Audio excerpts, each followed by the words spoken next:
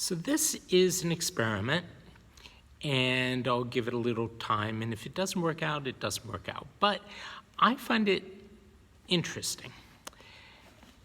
We've been reading through bedtime Bible stories for kids, and one of the problems with it is that a lot of the letters of Paul, almost half the New Testament, get left out. Now, I'm glad we include what we do, but there are a lot of things that we sort of talk down to kids about, and we think, oh, they don't need to hear this, or they don't understand it, and maybe they don't.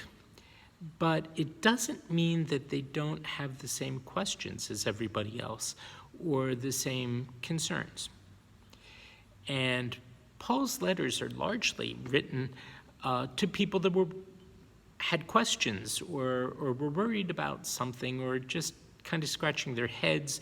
Sometimes people that got into arguments with each other. Some of them were written because Paul was one of the people involved in arguments.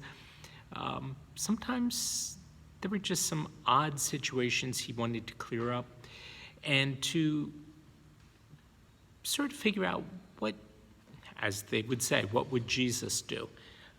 Or what would Jesus want us to do? I enjoyed reading this book. It was called Paul, a novel. It's by Walter Wangerin, who died a few years ago of cancer, but he was a tremendous preacher, a Lutheran who I heard a couple of times, and he was one of the most powerful preachers, I think, that I've come across.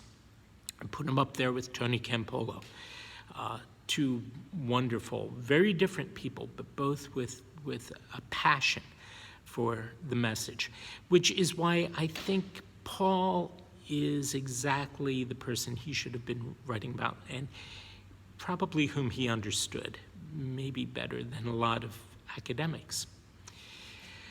So here he takes a lot of historical research and tries to figure out when Paul was writing and who he was writing to, where he was writing from, why he was writing, and he turns it into a novel that also embodies Paul's letters and embeds them. And I'd like to try to read them, to read the book. And I hope if anyone is watching from the estate of Walter Wangerin or from the publishing company, I hope I'm not infringing on anything. If I am, let me say clearly, people, go out and buy one for yourself, okay? It's a great book to have on hand. And it starts out, and each chapter has a different speaker, some of them recurring. First one, in the very first chapter, is Prisca, who is sometimes called Priscilla. And she and her husband Aquila were friends and colleagues of Paul from the very earliest days. And, well, let me read. Prisca, chapter 1. There was a voice in the morning. There came a voice through the wet air like a long flag lifted on the wind. Eucharistomen, it was saying. Totheo pentota peri penton hemon. Humon. Sorry. Let me start that again. My Greek is rusty. The voice said, Eucharistumen, which means, let us give thanks.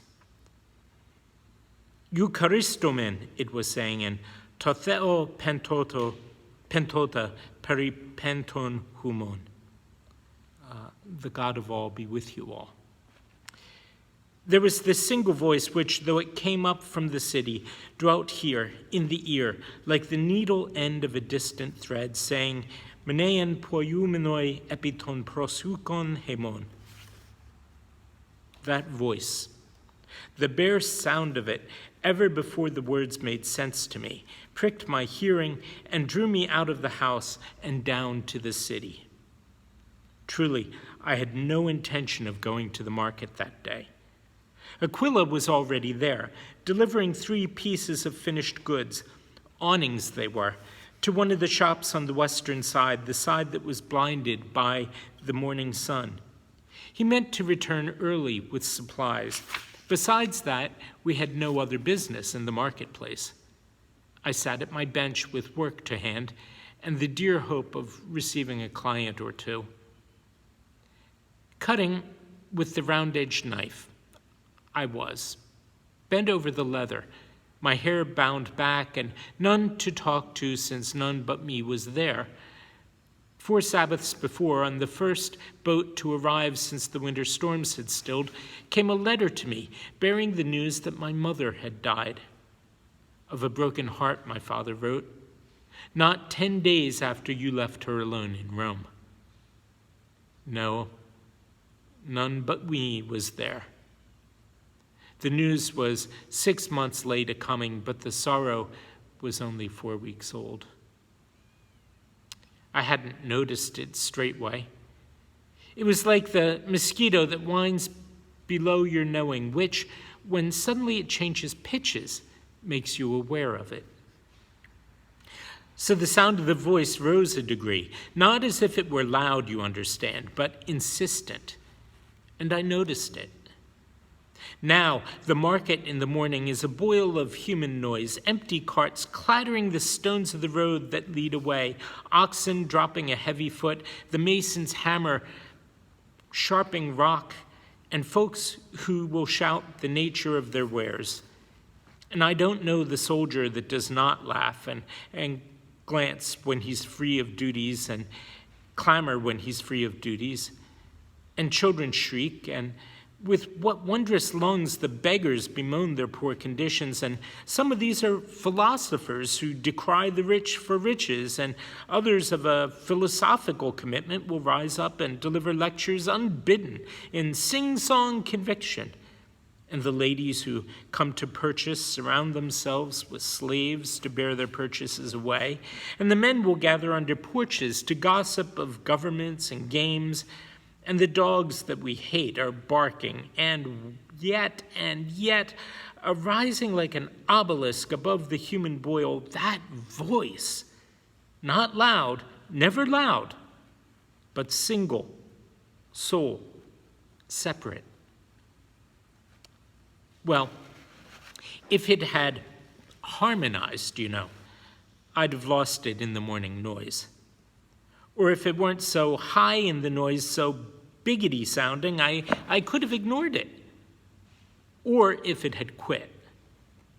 So I was walking before I was done cutting my round of leather, and before I thought to cover my head, I was descending steps to the marketplace. Following sound I was, obeying my hungry ears. We hadn't been in Corinth more than 6 months, the winter months from autumn to spring, and this was the spring of that year. We had traveled east by the sea, suddenly, lightly, the 2 of us alone in the dangerous days before the winter storms shut the sea doors altogether. We had no choice. We grabbed what we could and flew, driven from Rome by the command of the emperor. My husband and I, we. Does that make us seem important? I mean, that Titus Claudius Caesar Augustus Germanicus should look down from the Palatine and pluck up 2 Jews to send them grandly away from the foremost city on earth? If you could see me now, you would know that I am laughing. No, we were of no importance.